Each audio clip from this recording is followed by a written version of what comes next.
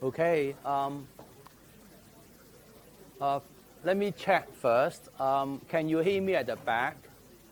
It's all right. Okay, good. Welcome to ST2334, Probability and Statistics.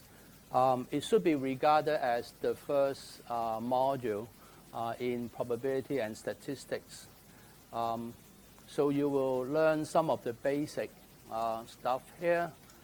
I think the total enrollment of this module is over 400 something, and it is organized into 2 lecture groups. I'll be taking over the lecture group 1, which meets every Tuesday and Friday, 10 to 12, at this lecture theater. And then the other lecture group will meet on Tuesday and Thursday. We will be maintaining the same web page, but there is some commonality to both lecture groups. One is the tutorial. I will mention a little bit more, and all the assessments that have to do with this module. So it will be common to all the lecture groups.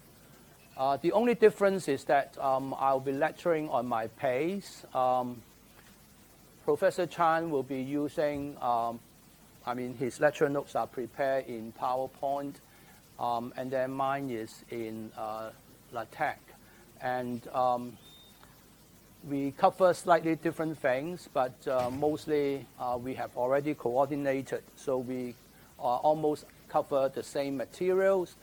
But then the webcast will be according to which lecture group, because it will be posted according to the lecture group that you have signed in. Except for the logistics, I think we try to pace ourselves so that we cover roughly the same. All right. Okay, so the tutorial group registration will be starting somewhere now. I don't know, because I'm not involved. And tutorial will start in the week number 3. That would be the last week of August. It is said that here you can access your lecture webcast.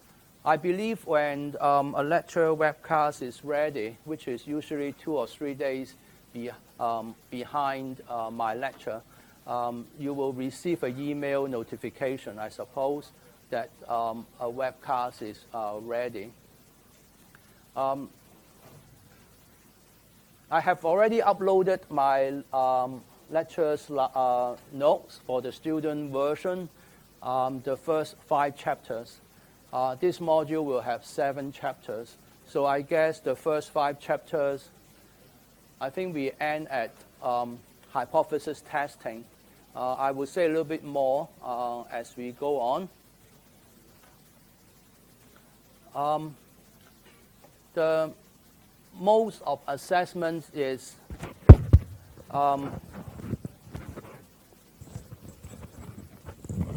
we have a midterm test. We haven't fixed the time, but we prefer to have it in the week 7. Week 7 is the week after your 1-week break in this semester. Okay. Because we have to book a common place where we can hold our midterm test. The module itself is all the assessments will be in NUS classifications closed book, meaning that you are they have either closed book, open book, and something like what we have here. You are allowed to bring in a cheat sheet, and there is a rule here that in the final exam you can only bring 1 cheat sheet. Okay, and so. What we will do is, in the midterm test, we will allow you to bring in 1 A4 size help sheet. And I would suggest you to write on one side because you can recycle the same help sheet towards the exam. You can write on the other side as well for the exam. So, but anyway, it is your choice what you want to do. We will try to get a place in the multi-purpose sports hall. NUS takes examinations a kind of a sport too, so that's why we hold it there. All right. Now, some of you may unfortunately fall sick during the day where we have the test, and in order for eligibility to make up a test, you must have a medical certificate to cover specifically the day that you are absent from the midterm test. All right? And you are supposed to show it to us that it is a genuine medical certificate. Because of you guys coming from various timetables and it is unlikely that we will be able to have a make-up test earlier. So what we are planning to do is the make-up test will be held in the week 13. Okay? The date and the time will be agreed upon those who missed the original midterm test. I want to emphasize one thing, that for the makeup, it may be different in terms of format and also how much we are going to cover. I mean, back in our mind, we have to juggle between being fair to those who actually take the original midterm test, because what they have learned is up to week 6. But then for those who are taking the makeup test, would have covered the material for the first 12 weeks. And you also have more practice. So this is just something we are, thinking about what would be a fair way to do so. Of course, if you fall sick and it is not something you want to happen too. I think the final exam is, the date should already be announced now, but there is no great hurry to write it down here, because just in case there might be some last-minute change. Okay, and for the exam thing, it would still be the closed book policy, and you are allowed to bring in one A4 size help sheet. These are the references here. I think the textbooks are available in the science library and also in the central library. Now, if you Google it, I think someone put the PDF file of the books on the internet. I have no idea whether it is legal or illegal. So you do your own thing. Don't tell me what you do, all right? Okay. Just a word to about this module, especially those the local students who went through A-level and then come to NUS. Some of the materials, especially the statistic part, estimations, hypothesis testing, you probably have done it in your A-level syllabus. But I believe the approach would be a little bit different because of the time constraint in your A-level H2 math syllabus. You probably learn it in a very mechanical way, somewhat like a recipe type. But here we wanted to emphasize that first, especially in statistics, I will tell the difference between probability and statistics. Statistics is an inductive science in a way, and you are trying to, from the sample, from the observations you make, you want to make inference or make a guess or say something about the populations at large. And now, so basically you observe something that happens, but it may not. So you formulate some kind of a hypothesis or theory about what the population is behaving. And now, so we are doing it in a reverse manner or inverse manner. In that sense, there may not be one way of doing the inverse.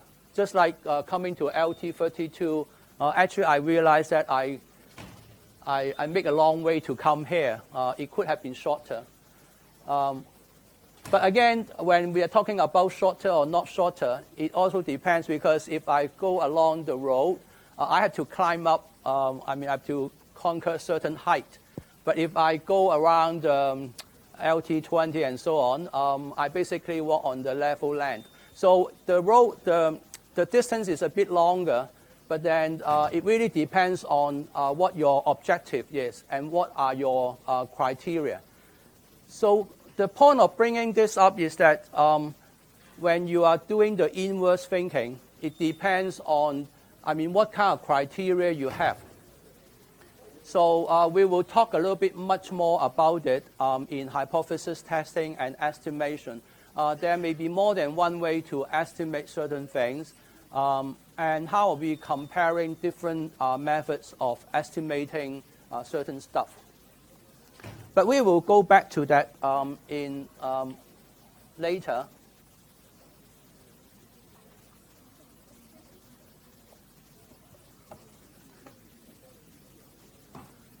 Okay, I forgot to, I'm 1 year behind, or 2 years, is it? Yeah, well, but given my age, 2 years is epsilon, all right, so.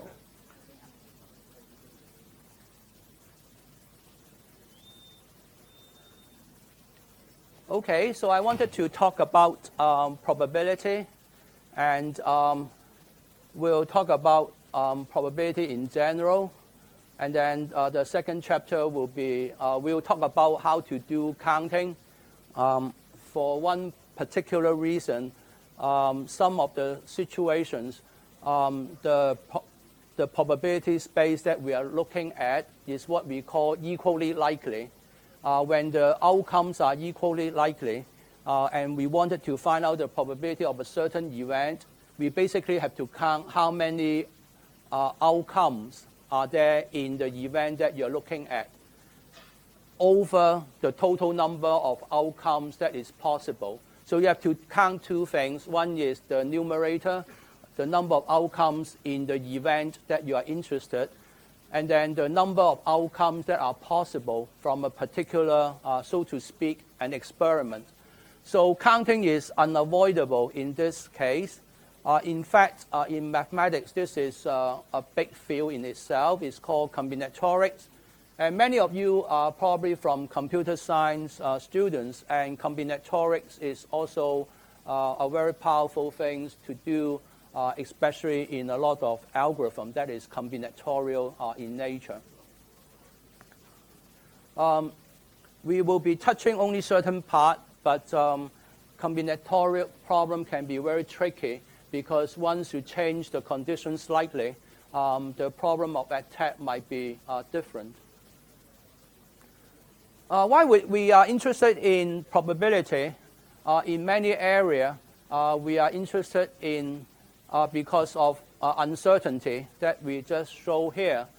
And say in forensic science or in the law of court, if a certain event is of a small probability, that is where, suppose your DNA matched the crime scene, and if the probability is really small, that means it's unlikely due to someone else. So that is the basic thinking behind in a lot of forensic arguments.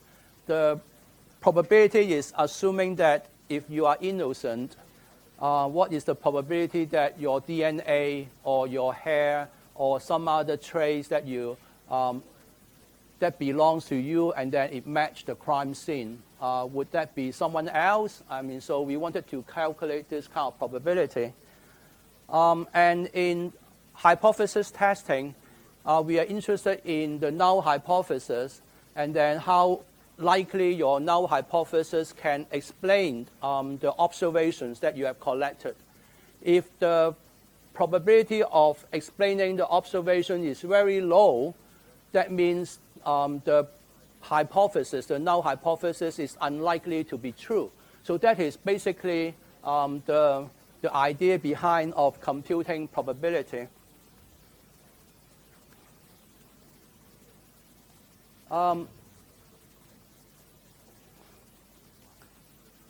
To many of you, you might think that probability and statistics are synonymous. In fact, they are slightly two different fields, but I come from the Department of Statistics, and we have an applied probability. And some probabilities are in the math departments. Of course, you don't think that they are pure probability. We don't quite put it this way. One of the reasons why our department is called Department of Statistics and Applied Probability, we would very much like, for simplicity's sake, just simply call the Department of Statistics. But unfortunately, the name Department of Statistics clash with the Department of Statistics in the Ministry of Trade and Industry. So they don't want some classified documents accidentally sent to our department. So I think that is the good reasons they object that. So we add in a tail and apply probability. All right. Now both subjects deal with and quantify uncertainty. You will be able to see in many of our real life situations, uncertainty is part and parcels of life. Now, for example, even when the uncertainty can arise from a variety of situations. Some are intrinsic variations. For example, if you measure your heartbeat, your pulse rate, your blood pressure, if you measure it now and 5 minutes later, it would be slightly different. Even your height might be a little bit different, because if you measure your height at the beginning, after a good night's sleep, and then your height would be a little bit shorter when you're about to go to sleep at night. That is due to gravity. So there is this kind of intrinsic variations, and so this is one source of uncertainty. Now, in terms of a scientific approach, the distinction between statistics and probability is that statistics is mostly inductive in nature and very often data-driven. Inductive is very close to the physical science. People in experimental science like biology, physics, especially the experimental physicists, chemistry. So you make observations about certain phenomenon, and then you formulate a theory. Now, for example, Newton's law of motion or the gravitational law. And now, of course, whether this theory applies is also within a certain range. And there are articles challenging that the Newton's law is no longer valid at extreme situations. Whereas probability is deductive in nature, deductive in the sense of mathematics. We start with some assumptions, and then this will be the, it's more like playing games, chess games and all this. You have to follow a set of rules, and then after that, within the set of rules, you can play to your best, all right? So the approach in probability is very much asymmetric, and in this respect, probability is very similar to other branches of mathematics. It's basically deductive. If you have encountered plane geometry, basically there are only 5 assumptions, and so all the results in the plane geometries are basically deductions of these 5 assumptions.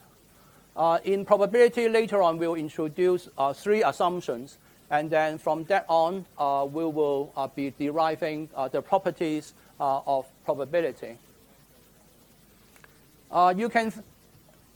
If you are coming from an experimental background, you can think of it as a mathematical modeling.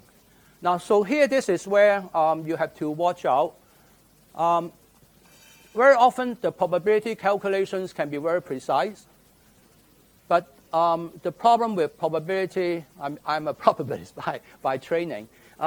You have to watch out for your modeling part, the part that where you make the assumptions. And if you are just given a number, say 0.72, the probability, within the modeling, it could be a very accurate calculations. But then the modeling part could be very off from the reality. So that is the part that you have to be careful. From statistic point of view, if you from a sample, and then you wanted to see what is the proportion of people that, say, like a certain product in the in marketing, 72% comes with certain error, plus or minus certain thing, depending on how large your sample is, and also depending on whether the sample you collect is a good representative sample. If you just ask your family members, then family members might think alike, so your estimation can be very much off. We will mention this as we go on. The problems considered by probability and statistics are inverse to each other. In probability theory, we consider some underlying process which has some randomness or uncertainty modeled by random variables, and we try to figure out what happens. For example, if you have a coin, a fair coin, and then you flip it 10 times, so you wanted to, so you assume the following: the coin that you are using is a fair coin, meaning that if you flip your coin rigorously, it is with probability half that you will get heads, and with probability half that you will get tails. But then there are some little assumptions that come with it. We are basically assuming you are flipping it rigorously. But if you think about it, even flipping a coin itself may not be entirely random. It's the law of physics, right? Because depending on which part of the coin you hit, it will define the angular momentum, right? I mean how it flipped or how it turned. And also your upward force determines the time that it is in the air until it hit your hand. Now, so if you know the rate of, turning around and also the time in the air, you probably is deterministic. But the fact that we are flipping the coin, so, if you are not trained, the randomness comes from the fact that you are not trained. All right, you hit the coin at a different spot with a different force. Another example is what we call card shuffling. One kind of card shuffling that is common is what we call dovetail shuffling. So we basically have a card of 52 divided into roughly 2 halves, and then we interweave them. Now, it is not a difficult exercise that if you really cut your card perfectly half and half, 26, 26, and you always drop the 52 card first, followed by the 26 card on the other part. So you really interleave this in a perfect manner. So this is what we call a perfect shuffle. You can try it. After 8 shuffles, you get back the same sequence of cards. So, so the card shuffling itself is not random if you are really good. All right? But the fact that when we break the card into 2 halves, we are not trained, and sometimes we might get 30 cards or even 32 on one pack. And then when we drop, we might drop a few. All right? So the randomness sometimes is very difficult because in an ideal world, we think of it as a random, but in the actual world, it might be off or it may not be. It might be a good modeling. Now, in statistics, we observe something that has happened and try to figure out what underlying process would explain these observations. Now, the connections between the both is that you make a certain assumptions, like your null hypothesis, and then you, based on the probability theory, you calculate the situations, how likely that probability of your observations is. And then see whether it is believable. If the probability is very small, then you will think that this is unlikely to happen. And since you observe it, so it might be your underlying assumption is not right. So you go back to do that. Okay. Okay, I want to introduce some jargons. And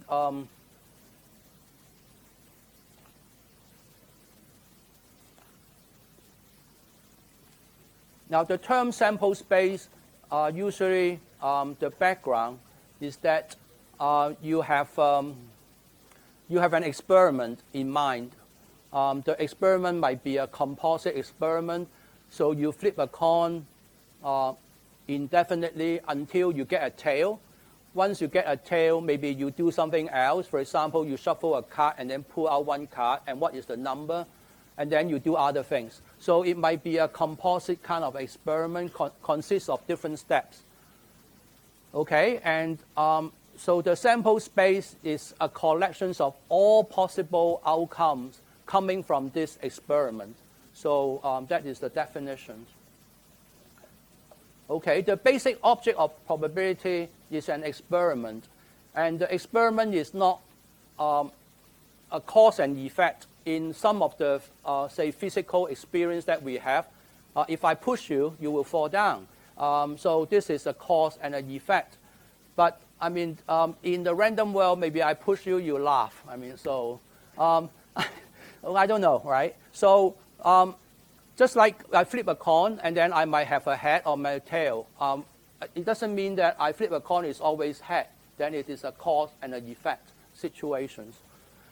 So I think of an experiment, an activity. The definition of an experiment is that it's an activity or procedures that produces distinct, well-defined possibilities called outcomes. All right.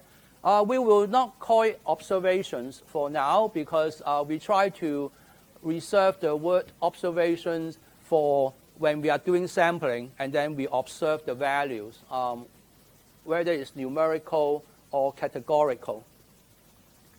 Now, observations can be numerical, a number, or it can be a category like male, female, married, widowed, single, and so on. So it is categorical. Of course, we can assign numerical code to the categories. All right. So now in the categories, categorical values, it is further divided into ordinal or just categorical.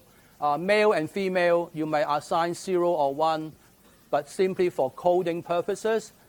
But say for shoe size, 5, 6, 7 means something. Size 5 is smaller than size 6, and size 6 is smaller than size 7. So the number 5, 6, 7, and so on has a certain order, so it's called ordinal. We will come to it in due course. Okay, so this is the definition. The sample space S is the set of all possible outcomes of an experiment.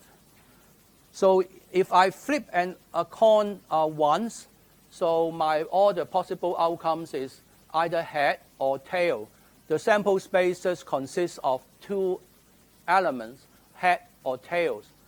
But if I flip the coin, say 2 times, the sample space, this experiment is flipping it twice. So the sample space will have 4 outcomes, head, head, head, tail, tail, head, and tail, tail, and so on and so forth. Or you roll a die or a pair of dice, and so on and so forth. Okay, the sample space of tossing a coin will be just the simplest that we have. Now we will be, in probability, this is perhaps the simplest situations, and people study it very often, all right? So people still study this, all right? Okay, the sample space of positions of a 7-horse race. So basically, it's a permutations, 1, 2, 3, up to 7. I think you guys, especially from computer science, very often you deal with permutations as well, and then random permutations. So of course, you don't need to think in terms of a horse racing background, but you can just think of it as permuting the numbers.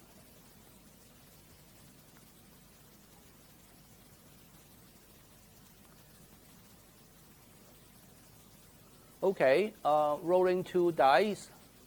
So I can list out the elements. A systematic way of listing out is I fix the number that I get in my first die, and then I let the second die number vary. So I have 1, 1. So this notation means I get 1 for my first die, and then 1 for my second die, and here 1 for my first die, and 2 for my second die, and so on and so forth. So so basically, we can list out the elements here, and then so we will have a set theoretic way of describing this all the elements in a more elegant way. So basically, it's an ordered pair, ij, where I ranges from 1 to 6, integer value, and j likewise, all right? So we'll be able to count this, the number of elements in S, which is quite simple.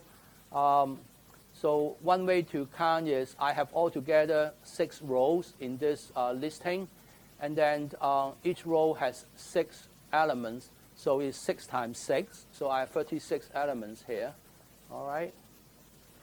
We will look at some of the problems here when we talk about other things, all right?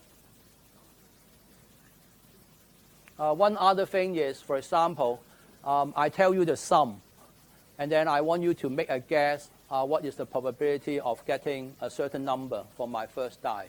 I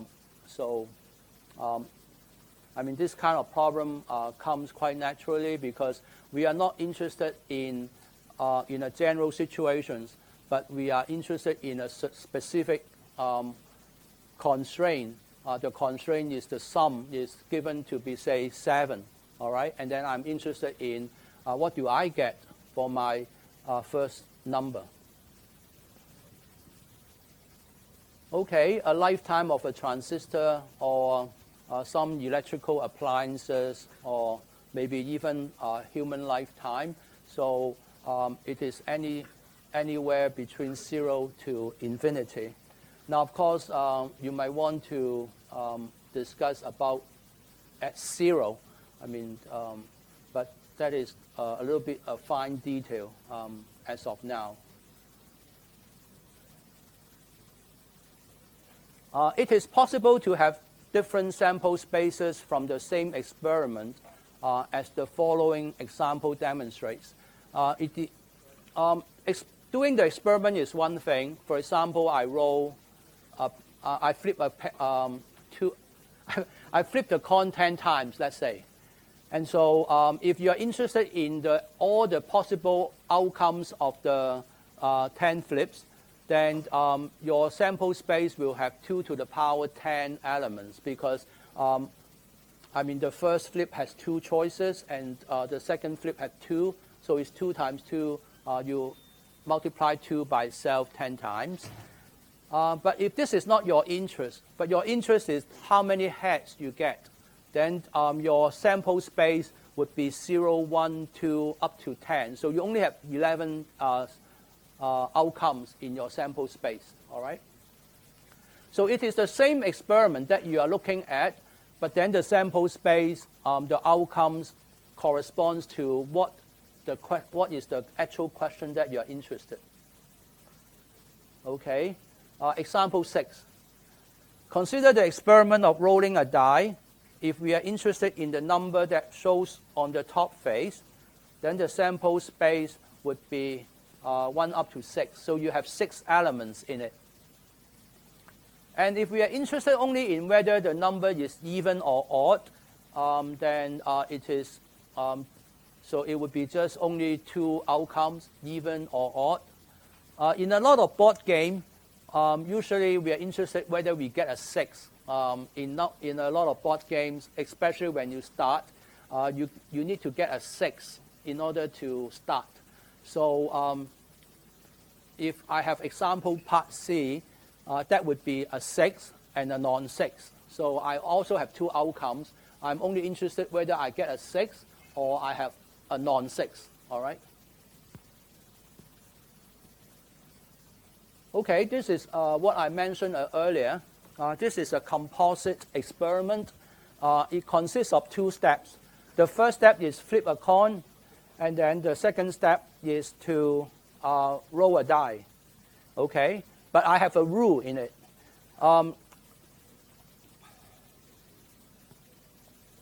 Okay, if a die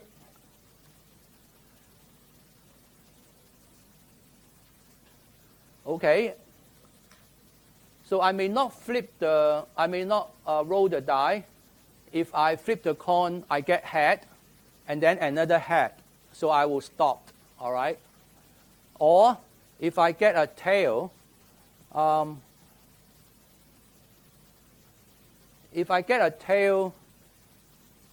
okay, sorry, because this kind of experiment is not very natural. I mean, if you can think of it as a natural things that people do, it would be nice to tell me. But here, I mean, for the sake of this example, you are going to flip the coin at most 2 times. If you get a head, you flip 1 more time. Okay? If you get a tail in the first flip, then you forget about the coin, but then you roll a die. All right? So this is what happens. So here, the first 2 elements. Now the elements are order pair. So the first element, the first flip of the coin might get a head, and so you have to flip the coin 1 more time. So the possibility is either a head or a tail. So this explains these 2 situations. But if you get a tail right away, then you will roll a die. So this is what you get. All right. Okay, so this is, I mean, it serves as an example, but of course, a good example would be something that corresponds to something closer to our experience. And so, okay, recording the strict time index, something that I'm not familiar with. I suppose the strict time index is rounded to 2 decimal places. So, so strictly speaking, it is not any real it's not any positive real numbers, but I mean something that is rounded to 2 decimal places. But depending on how you want to simplify this situation, yes, you might just think of it as continuous, continuous from 0 to infinity.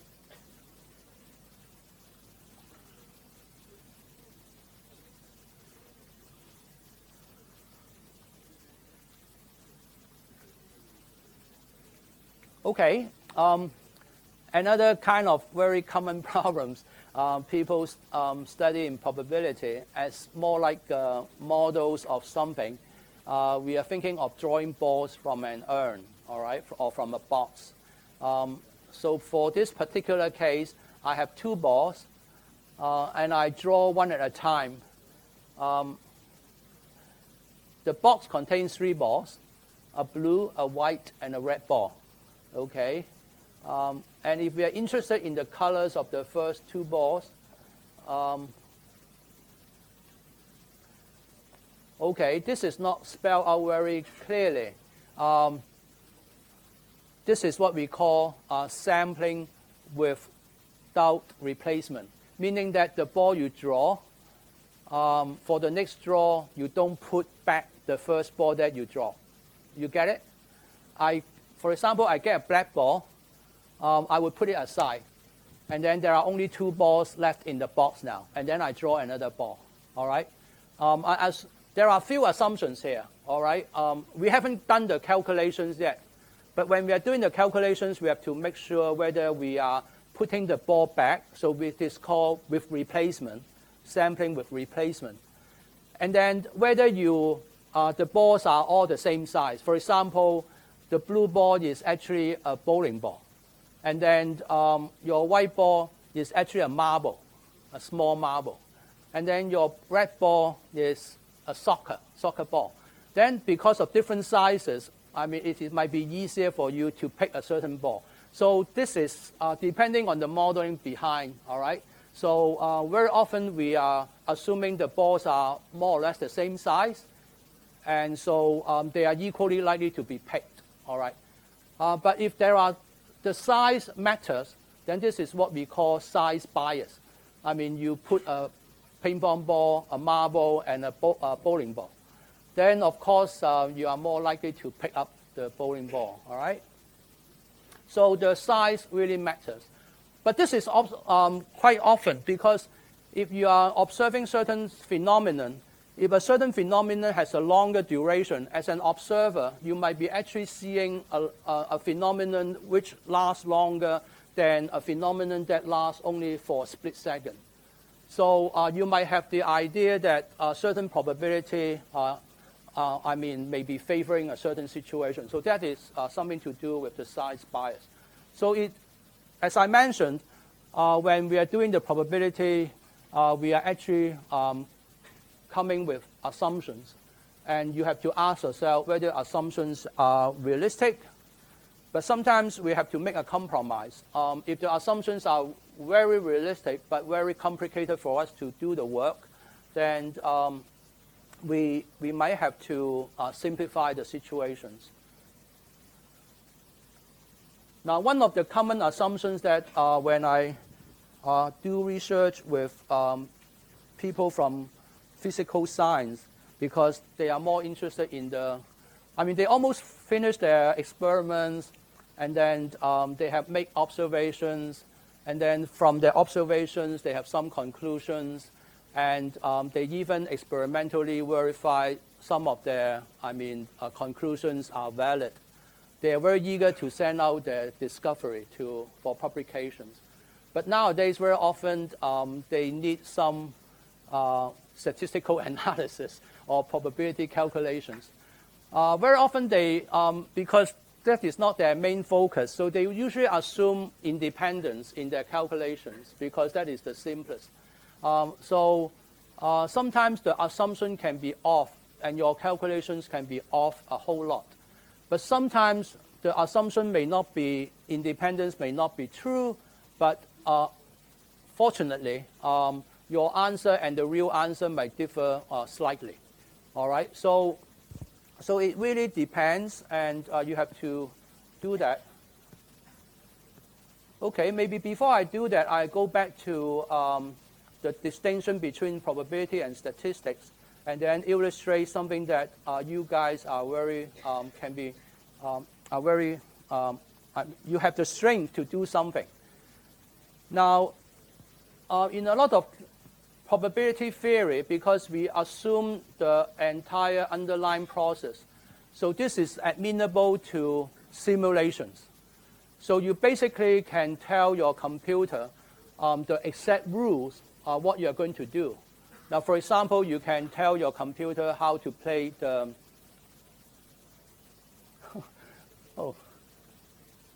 there is a game where you roll a die and then you buy the property, hotel, or what's that called? Huh?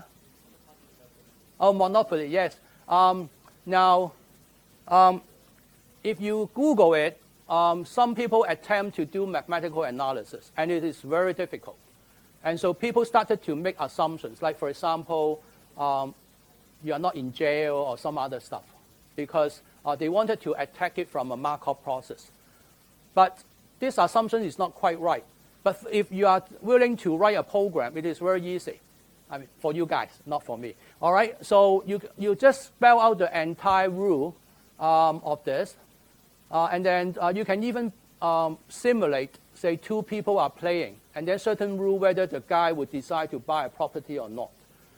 If you look at the analysis, as of now, people analyze only one single player because it's just too complex. I mean, you just depending the player two might land on the player one might.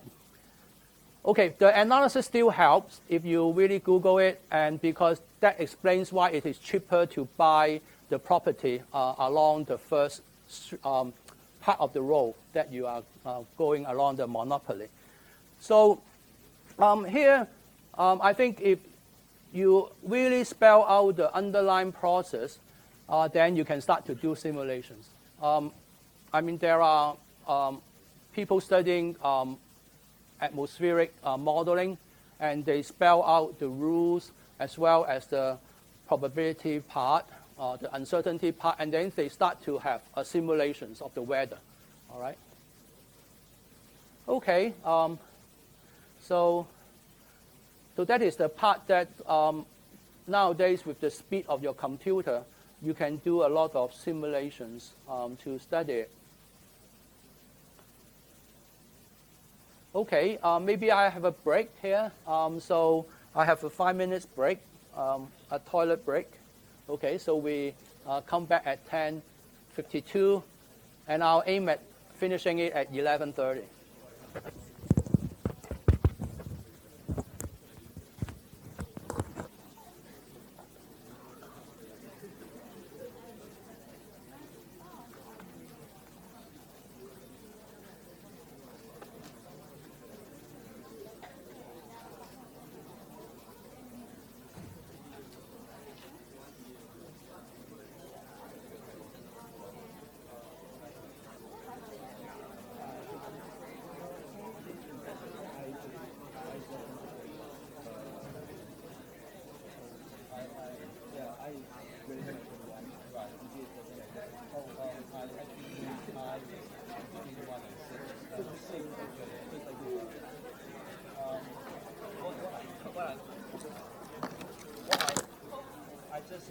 I get what you're saying because INJ can be between 1 and 2.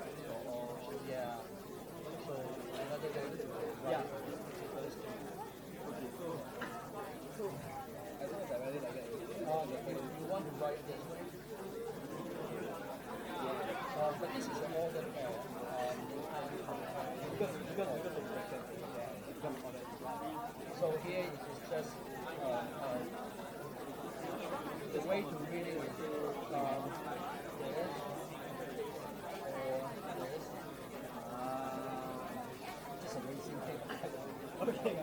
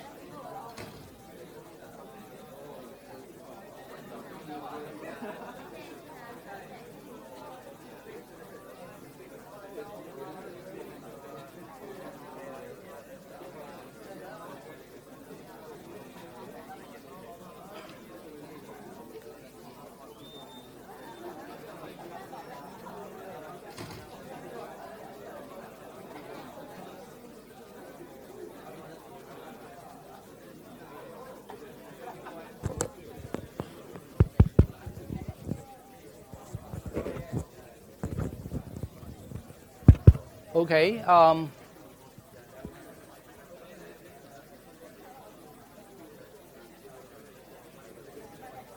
Okay. So what we have, in the past about 40 minutes, it's basically some kind of a warm-up thing, and we are going to explain the deductive nature of probability, and we will come to it.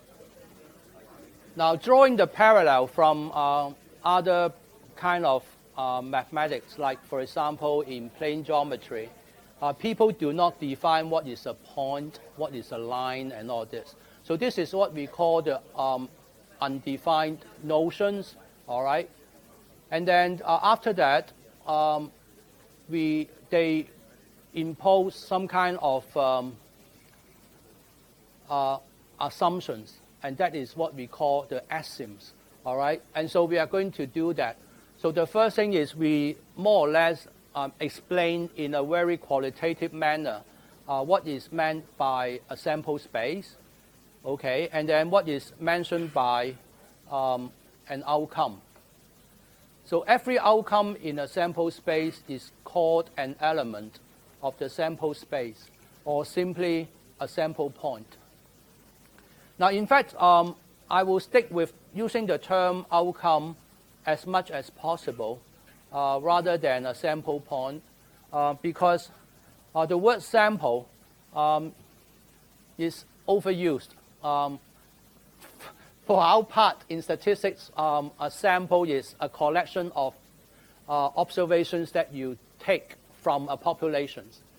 But sample can also mean in chemistry really a certain stuff that you are examining. So the word sample is a little bit overused. So I will try to stick close to the with the word outcome as much as possible, but I might sometimes fall back to call it a sample point.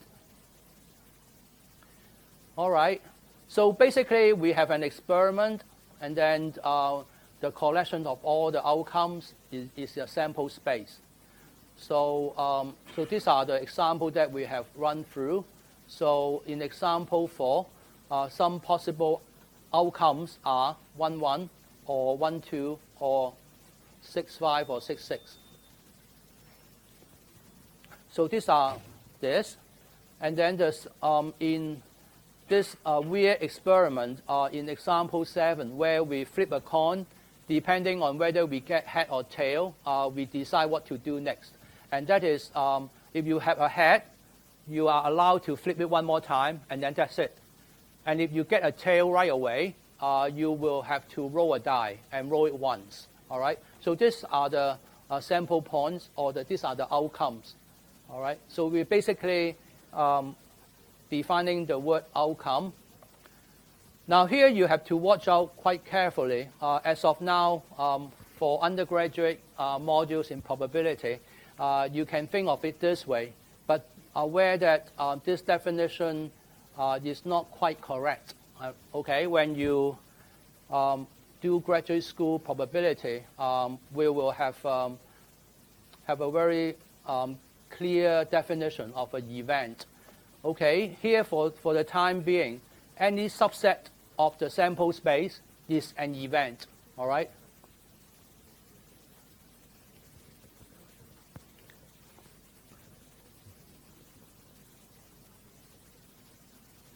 Now, don't feel bad, if I can't tell you what it is. If you look at the history, studying probability has a long history because people like to gamble. There are evidences that the cavemen used bones to probably, to gamble or to, search divine revelations, all right? But then the mathematical foundation of probability comes in much later. It is around 1933 when Kolmogorov wrote the book Foundations of Probability. That is where he laid down the probability as a branch of mathematics. and that settle it. So one of the contribution would be a very clear definition of what an event is. But for now, any subset is an event. For example 2, if you only look at the head, then it is a possible event. Example 3, the 7-horse race.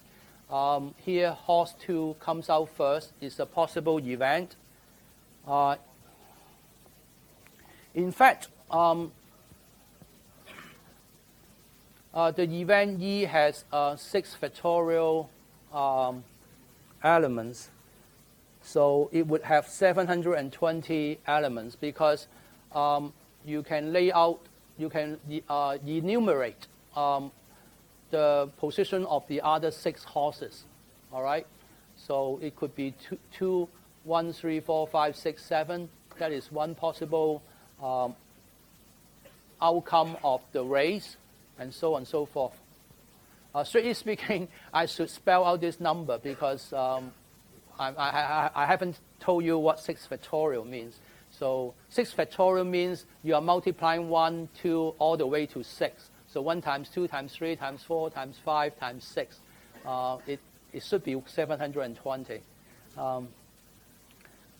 We are interested in the sum of dice because a lot of gambling game has to do with the sum rather than the actual numbers that you get in each die. So sum of 2 dice is 7. So you have 1, 6, 2, 7, 3, 4, and so on and so forth. So this is a possible event. So this is a subset of the entire sample space, which has 36 elements. For example 5, where we talk about the lifetime of a transistor, it would be between 0 and 5. So something that you are interested in, whether the transistor does not last very long. Okay, and the unit is in terms of year. All right, so.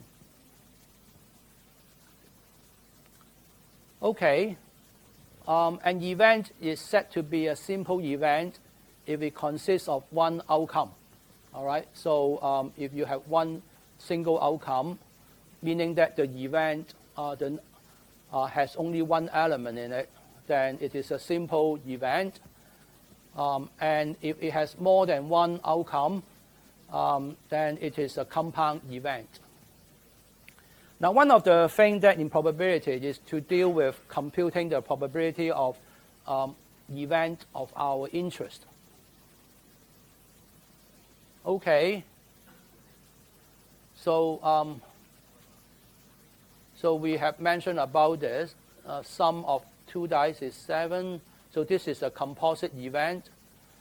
And if the sum of the 2 dice is 2, you only have one such outcome. And so this is a simple event. Sooner or later, I mean, you are probably aware of it, the calculation of the probability of E would be just how many outcomes are there. So which I have 6. And then how many outcomes are there in total for the experiment? I have 36. So the probability, if we assume this pair of dice are fair, meaning that there are no number that are favored to appear, then it would be 6 over 36. So that is why we are interested in either listing the elements here, or we are interested in a way to enumerate the number here without listing them out. We are interested in the number. How many elements are there in the E? So, and here this is just one single element, and so the probability of F in the situation of rolling a pair of 2 fair dice would be 1 out of 36. All right.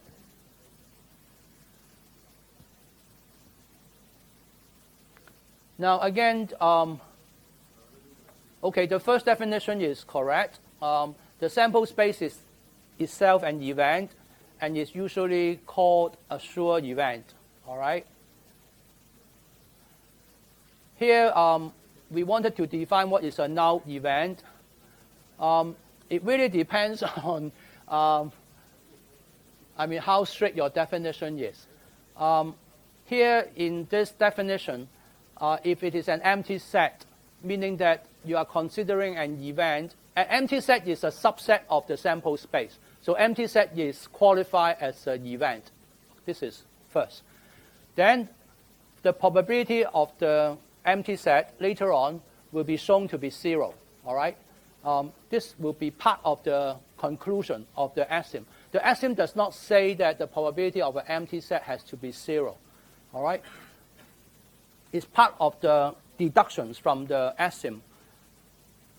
There is another kind of null event. Basically, we define an event probability is 0. If the probability is 0, then we call the event is null. All right? An example is the following. If we are modeling the height of a person as a continuous event, as a continuous number, meaning that you can measure his height as accurate as possible, it is a point between 0 to, say, infinity. All right? And the probability, suppose people use normal distribution to model the height. The probability of a normal distribution taking a particular point, the probability is 0.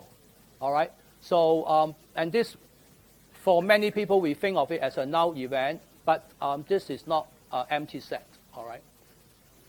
So it's a little bit confusing here, but these are the finer things if you go on to do your graduate school in probability. So, okay.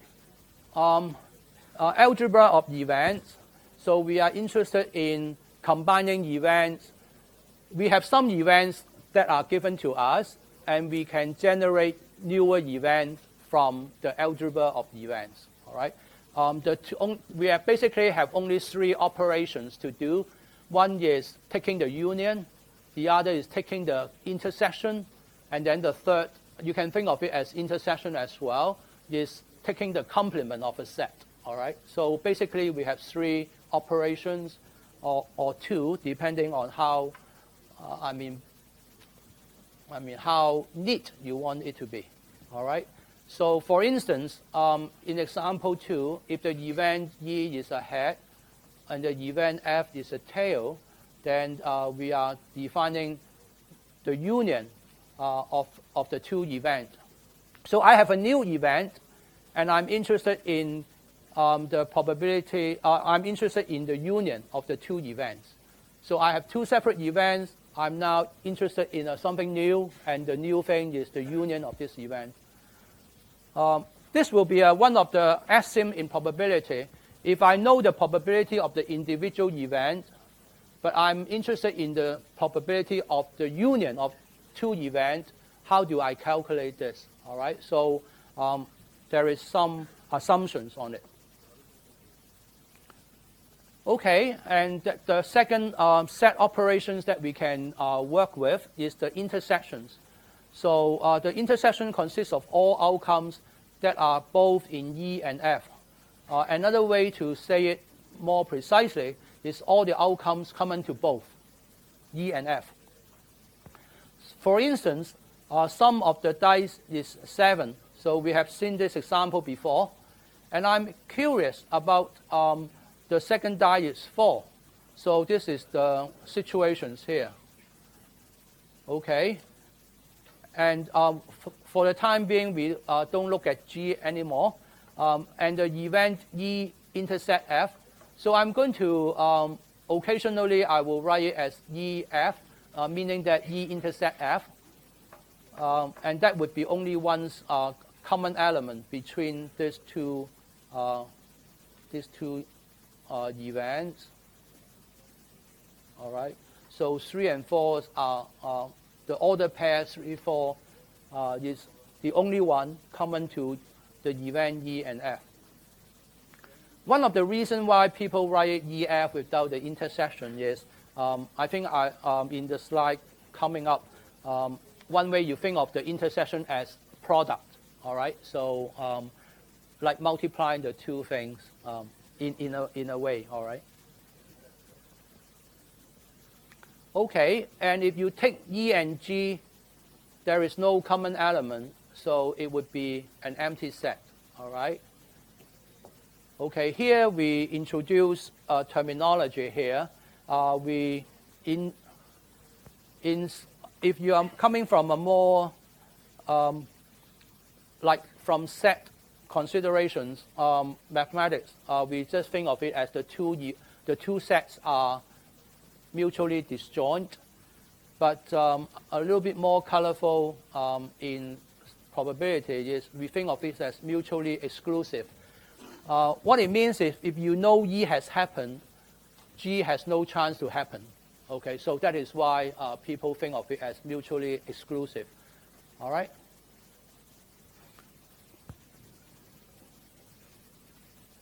We will need this terminology soon. Okay. We also define unions and intersections of more than two events in a similar manner. So this is one example. I have n events. The union of all these events will be denoted by this union k from 1 to n, ek. It's defined to be the event that consists of all points that are in ek. This is the crux here, for at least one value. For at least one value of k. So as long as you can find an outcome somewhere in E1 up to En, then this will be in your collections. All right? So as long as this appears at least once. Intersection is different. It has to appear in all of the events, so that are common to all of them. All right? Okay, I think these are something that you probably are very familiar with. All right? And then the third set operations that you can think of is the complement. The complement is with respect to the sample space, the sort of the universe, the collections of all the outcomes in that particular experiment. So universe is with reference to the experiment, all right? So we are going to use, we will interchange because, I mean, sometimes it's a habit. And so either E and then superscript a little c there means it's a complement of E, or I simply have a prime here to denote the complement of E. So we'll be using them interchangeably to consist of all points in the sample space that are not in E. So our reference is the sample space. Anything that are outside E but still an outcome, it would be in the E complement. So if you are, so in particular, the complement of the sample space would be empty because there is no outcome that does not belong to the sample space, right? So, so this is empty set. And then E and the E complement is mutually exclusive, all right? So what it means is if you know E has happened, then the E complement would not happen. Okay. Another way to think of the complement is the opposite of E. If you think of E is described using a statement to describe the event E, say the sum is 7, then the complement would be the opposite of this statement, or the negation of this statement. The sum is not equal to 7. All right? So one way to think of the complement is the opposite of the event E. Okay, so these are just the Venn diagrams for this. So the E union F will be the shaded regions. So the darker one actually corresponds to outcomes that belong to both. And the grayish one for example, here belongs to E but not in F. And this is belong to F but not in E. So we have, so basically the E union F in the most general case consists of 3 parts. One is this gray region belonging to E and not belong to F. There is one way to write it. You can write as E intersect F complement, because it's the F complement then would be outside F, and then intersect with E, so that would be the grayish part here, all right? And here this would be, of course, E intersect F, and here it would be F intersect E complement, all right? So elements that does not belong to E but belongs to F. So this is the event E. We didn't label it. So the grayish part is the complement of the event E. Now another thing to note is that a lot of these are just sort of a scale-free kind of representation of what's going on, because there have been questions that when I've been teaching probability, especially students trying to understand independent event, they wanted to understand it from the area of the individual events in the Venn diagram. But you have to bear in mind that the Venn diagram is just, an artist's impression in some way, all right? So it does not come with a scale. So if you're trying to relate numerical values with the diagram, that would not be so straightforward. Okay. For any two events, E and F, if all of the points in E are also in F, then we say that E is contained in F, and we write E is a subset of F. Now, our notation here may mean it is actually equal, but if we want to emphasize that it is not equal, then we will, underneath this subset sign, we will have a not equal sign there, all right? Only when we are very specific about this. We can also say F contains E. This is another way. So E is a subset of F, or E is contained in F, or F contains E. So they all mean the same, all right? Now, this module, there are certain proofs in this module, but that is not the main emphasis. Mathematically, if you want to prove that E is a subset of F, what you need to do is you pick any elements in the E, and you have to show that that element can be found in F. So that is the the line of argument.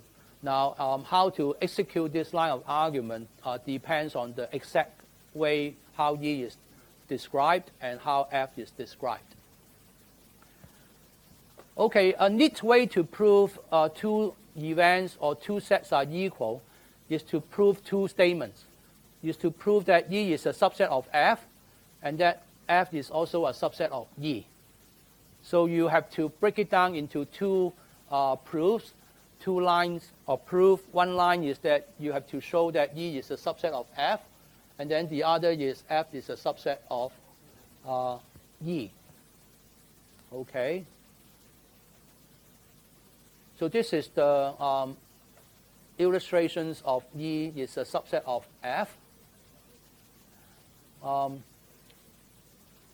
Again, nothing is really specified in here because this donut part, this annular ring can be empty. It does not have any element. Then E will be just equal to F. But here, of course, in my drawing, it's sort of, give you the impression that there are something in this middle region, all right? But you can think of it in an abstract way that this region is actually empty. Okay. I don't know whether you come across these terms, this terminology. I shouldn't have the S here. Commutative law, all right? So the operations of forming unions, intersections, and complements of events obey certain rules similar to the rules of algebra. For example, I think recently there is one math problem that I mean, in the news article, baffles a lot of people, right? 8 divide 2 bracket 2 plus 2. Then there, it is because the order of operation is not clearly spelled out in the internet math problem, so to speak. So here the commutative law means that the order of taking the union or the order of taking the intersection from left to right is the same. Doesn't really matter which one you take first, all right? So commutative in the sense the ordering is not important. Distributive law. Why do we have a distributive law? It is because what we have done so far is that our union and intersection is concerning 2 events at a time. So we only deal with 2 things at a time, all right? And here, here what it says is that you first take the union of the event E and F first. After you get the product, then you use the product union with the G, all right? And here it says that you can take the product of the F and G as union first, and then compose the union with E with it, all right? So it's the associative law says that whichever combinations you do, it will give you the same result. So this is the associative law. So because of the associative law, people tend to ignore the bracket here, so they just don't even write the bracket. It's just like 2 plus 3 plus 4. Now, if you're thinking in terms of a computer, you only do add the first 2 numbers, find the number first, and then add to the third number, right? But because of the associative law, when we add things in our head, we don't really take the bracket because we are not doing binary operations. We are actually doing it all at the same goal, all right? This is true because in our algebra additions and subtractions, the order, especially addition or multiplications, the order doesn't really matter. Now we have the distributive law. If you want to be extra clear, you should have an intersection here. You write down the intersection, E union F first, and then after you get the thing, intersect with G. This is the same as you E intersect G and F intersect G and take the union. So, so this is how you are thinking of intersection as multiplication, union as addition. So you have E plus F. Now my E and F are thought as number, and then multiply with G. So this is your usual way of expanding the distributive law in additions and multiplication. One common mistake I encounter teaching students of this level is the students are not very careful about union and plus. In terms of mathematical notation, it is a cardinal sin if you write E plus F. Of course, back in your mind, you are thinking of union, but that is not the notation that we use, all right? Of course, you don't commit this kind of error, but this is how it come in. Students are asked to calculate the probability of E union F. So what they write is probability of E plus F, bracket, equal to probability of E plus probability of F. So that is where the mistake comes about. The first plus should be a union sign. All right? Okay. This is De Morgan's law. That is long ago. I always think that if I were born at his time, it could be my name. I mean, same probably you. I mean, if you were born at the same time, because it's a fairly easy things to observe or formulate. De Morgan's laws are useful for relationship between 3 basic operations of forming unions, intersections, and complements. So here it says that the first thing is we take the union of my E1 up to En. After that, we find the opposite of that, the result, all right? So the Morgan's law says that either you take the union first, then take the opposite, or you take the opposite to each of the individual events and then intersect. All right. Now you have, this is natural. Why this is intersection?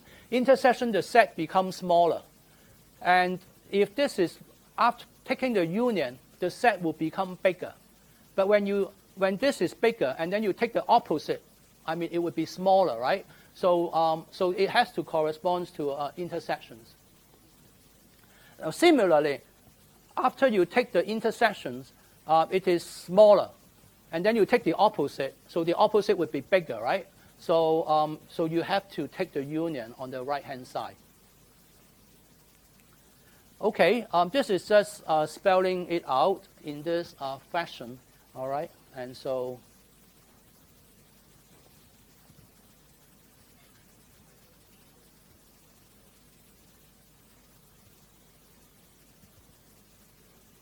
now later on we will have some examples why, because we will have two options in calculating probability later on. One, for example, if you are interested in computing the probability of an event, you just head on and compute the probability of the event A, let's say. But you have another option. The option is compute the opposite of the event A that you are interested. So you compute the probability of A complement first, and then there is a way to relate the probability of the complement and the probability of the event that you're interested. One classic example is the following. You probably know this. It's called the classical birthday problem. In a room, I have, this number of people, and my question is, I want to find out the probability that a pair of you, I don't know which pair, will share a common birthday. All right, and we are going to show that in a room of just 23 people, the probability of finding a pair of common birthday is slightly bigger than 0.5. Now, this might not ring a bell to you if you have not encountered it, but you are thinking about the calendar year. You have 365 choices, and if you are thinking of a birthday, yes, you have. Suppose it is your birthday, January 1st. You think of it, you throw the ball into the box 1. You have January 1, January 2, all the way to December 31st, right? So you only use 23 balls. We are modeling the birthday is any equally likely to be any day. You just throw 23 balls into 365 boxes. And here it says that with probability slightly bigger than half, you will always find a box with at least 2 balls in it. If you think about this, then this probably is a surprise to you. I know people make free lunch by betting with people when the party is big enough. Like 23, or even if it has more people, the favor is on your side. All right, so some people have a free lunch by betting it against people who don't believe it. All right, so maybe I'll stop here, and then Friday I will talk about some counting tools.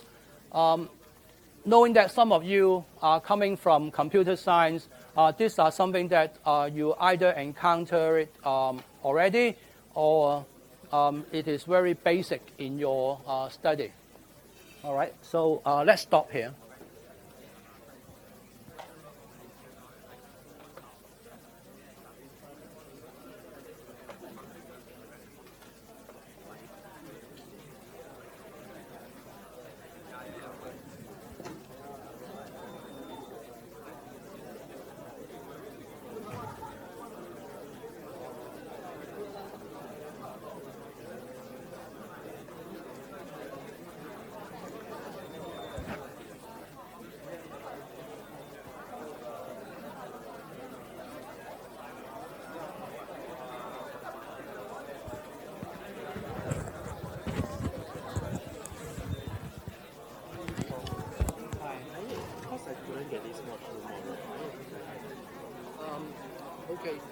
don't you make an appeal because the department wants to centralize it?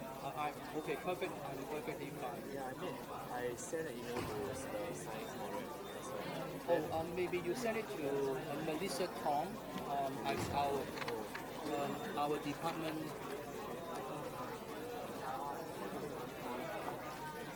To collate all the information.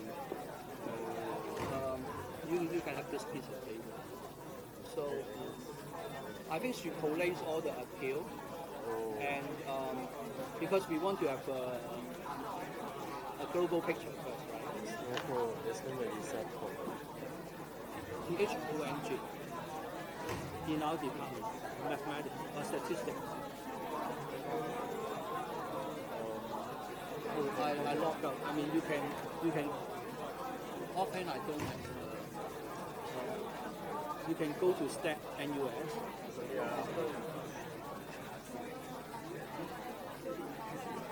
Right, and then something under people, and then admin stuff about us. And then admin people, the support staff for Melissa Tong. Okay, thank you. I think she collates all the requests. Because right now, You can say, you can tell her I'm okay. oh, I mean, but I don't have time.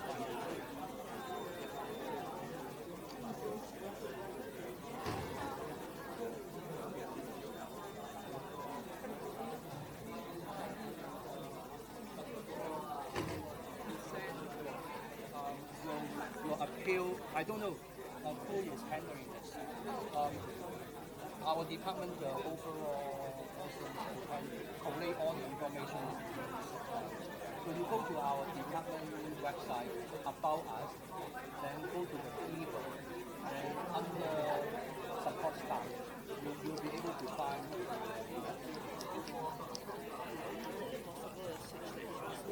Yeah, I mean if you wanted to, but I mean you probably need to send an appeal. I mean, from the university point of view, it doesn't really matter. And then even for Professor Chai and myself, we don't mind. So I think NUS wants to keep track all the students. But if you are in L2, you will not